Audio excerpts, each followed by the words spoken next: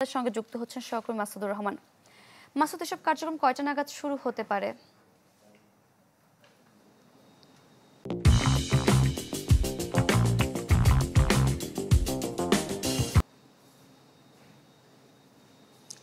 July August জুড়ে যে হত্যাযজ্ঞ হয়েছিল সারা দেশে তার প্রধান আসামি হিসেবে শেখ হাসিনার বিরুদ্ধে যে অভিযোগ গঠন করেছিলেন আন্তর্জাতিক অপরাধ ট্রাইব্যুনাল, সেটিরই আজকে আনুষ্ঠানিকভাবে প্রথমবারের মতো সূচনা বক্তব্য এবং সাক্ষ্য গ্রহণ শুরু হবে। আমরা যতটুকু জানতে পেরেছি সকাল 11টা নাগাদ আন্তর্জাতিক অপরাধ ট্রাইব্যুনাল 1-এর বিচার কার্যক্রম শুরু হবে এবং সেটি বাংলাদেশ টেলিভিশন সহ অন্যান্য গণমাধ্যমে অনুমতি সাপেক্ষে সেটি সরাসরি সম্প্রচার করা হবে। এটি প্রথম কোনো মামলা যেটি জুলাই আগস্টের মামলা, যেটিতে শেখ হাসিনার বিরুদ্ধে আনুষ্ঠানিকভাবে সাক্ষ্য গ্রহণ শুরু হতে যাচ্ছে, যেখানে শেখ হাসিনার বিরুদ্ধে অভিযোগ আনা হয়েছে মোট 5টি।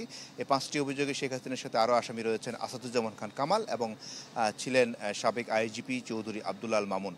তবে যেহেতু চৌধুরী আব্দুল আল মামুন এর আগের দিন যেদিন অভিযোগ গঠন করা হয় 10 জুলাই, সেদিন তিনি রাজসাক্ষী হিসেবে নিজের যে তার বিরুদ্ধে যে অভিযোগগুলো আনা হয়েছে সেগুলো তিনি নিজে স্বীকার করে নিয়েছেন এবং তিনি বলেছেন তিনি এই মামলায় অ্যাপ্রুভার হতে চান। তো সেদিন সেটি গ্রহণ করে আজকে তাকে আনা হবে। আজকে তিনি প্রথমবার ট্রাইব্যুনালে আসবেন রাজসাক্ষী হিসেবে। এর আগে তাকে যে আনা হয়েছিল সেখানে তিনি আসামি হিসেবে এসেছিলেন। আর শেখ হাসিনার বিরুদ্ধে যে 5টি অভিযোগ আনা হয়েছে, 5টি অভিযোগের মধ্যে রয়েছে প্রথম যে অভিযোগ সেটি হলো যে 14ই জুলাই গত বছর শেখ হাসিনা যে বলেছিলেন যে রাজাকারের বাচ্চা, এবং সেখানে তিনি এই নিরীহ ছাত্রদের উপর উস্কানি দিয়েছিলেন হামলা, এবং সেই ছাত্রদের উপর পরবর্তীতে হামলা করে সেখানে আহত হয়, নিহত নির্দেশদাতা উস্কানিদাতা, এই অভিযোগটি আনা হয়েছে 1 নম্বর অভিযোগ। 2 নম্বর অভিযোগ আনা হয়েছে যে শেখ হাসিনা এর পরের যে চাংখারপুলের ঘটনা রয়েছে আশুলিয়ায় যে পাঁচজনকে পুড়িয়ে মারার পরে যে লাশ পোড়ানো হয়েছিল সেটি রয়েছে, রংপুরের আবু সাইদের হত্যাটি রয়েছে।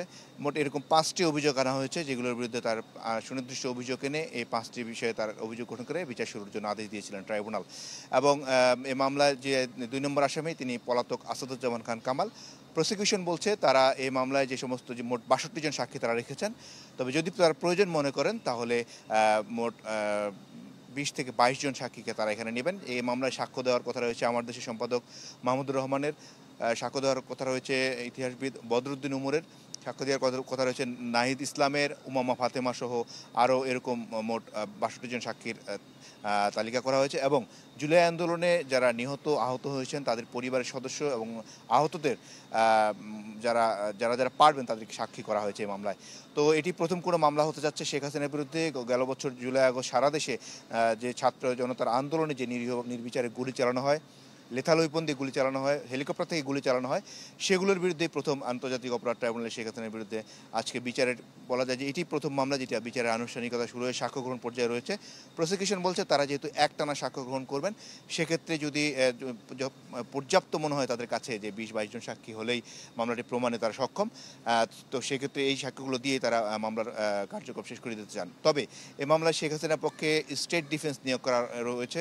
তিনি আজকে বলেছিলেন যে তারা আজকে সূচনা বক্তব্য শুনবেন এবং যে সমস্ত সাক্ষীরা সাক্ষী দেবেন তাদেরকে তারা ক্রস এক্সামিন করবেন। এক্ষেত্রে আব্দুল আল মামুন যে 164টি গত মার্চ মাসে করেছিলেন ঢাকার সিএমএম আদালতে, সেটি এখানে আন্তর্জাতিক অপরাধ ট্রাইব্যুনাল 1-এ সেটি দেওয়া হয়েছে এবং সেইগুলোর বিষয়ে তিনি কি বলেন সেটিও একটু দেখার বিষয়।